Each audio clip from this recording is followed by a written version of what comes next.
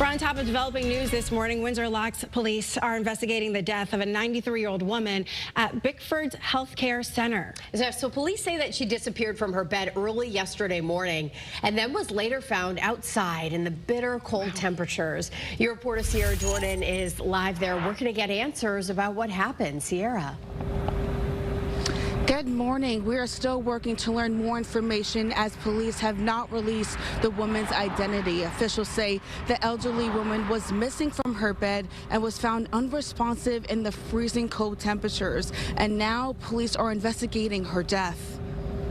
Police say the call came in just before 5 yesterday morning from Bickford Healthcare Center in Windsor Locks. A 93-year-old woman with a history of wandering was missing from the facility.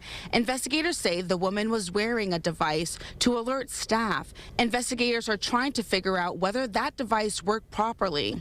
The woman was later found outside in freezing temperatures. Police say she was unresponsive but still had a pulse when she was located, but later died.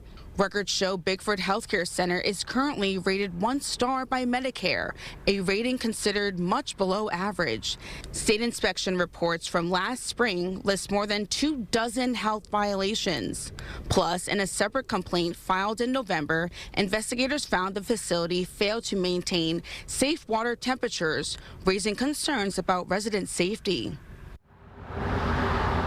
We've reached out to the facility but have not heard back, and the official cause of death will be determined by the medical examiner's office. Your reporter live in Windsor Locks, Sierra Jordan, Channel 3 Eyewitness News. Back to you guys. All right, Sierra, thanks.